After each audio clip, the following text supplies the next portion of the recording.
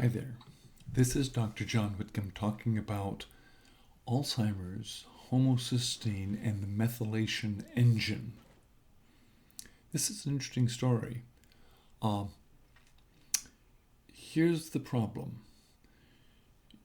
Your brain cells have to make their neurotransmitters and their mitochondria in the nucleus of the cell, but they have to then ship those things out through the wires called axons. And in your brain, those wires are only 3-4 centimeters or inches long, but in your spinal cord, they're literally feet long.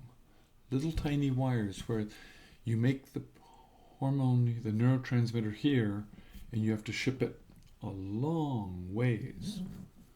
Now, we now know that the engine that ships it is actually a rotary protein. It rotates, literally rotates. Sort of like the old Mazda car engine that's rotary. And it's methylating it that ships it and makes it actually ship things out. Now the problem is that methylation, getting a methyl group on there, is a competitive function. And one of those functions is it takes 4 methyl groups to make choline and 4 methyl groups to make creatine. Your brain has to function. It has to have choline. If it doesn't have choline, you're dead. Because acetylcholine is 70% of our neurotransmitter of our brain. If our brain isn't there, we're dead. So, as a general rule, you have to make acetylcholine first. So your homocysteine rises. Homocysteine is like a gas gauge, and homocysteine rises when you are using more methylation than you have capacity to function with. You want a low homocysteine. That means you're meeting all the methylation needs of your body, including your central nervous system need to pump neurotransmitters down those wires. Isn't that interesting? We now know, though, that's a problem. And if you can't pump them down those wires collapse. And we call those neurofibrillatory tangles.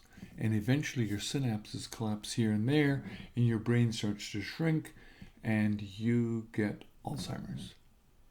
So the first thing that's missing in developing cognitive decline is having problems with our homocysteine methylation system. Paying attention to that is critical. What will work for me? Well, I take B12 and folate as part of my homocysteine management. That's the methylation supply side. But the demand side is I don't want my body to be demanding. I want to raise supply and lower demand.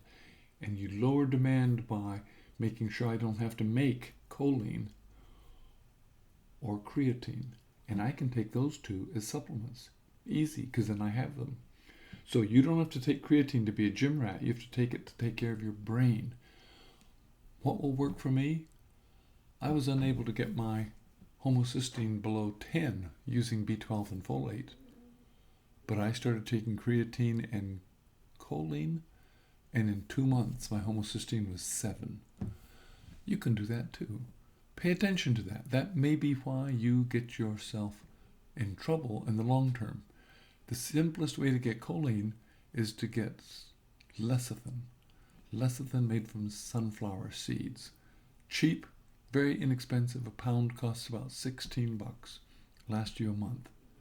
Dr. John Whitcomb for News and Nutrition, Alzheimer's, homocysteine, and the methylation engine.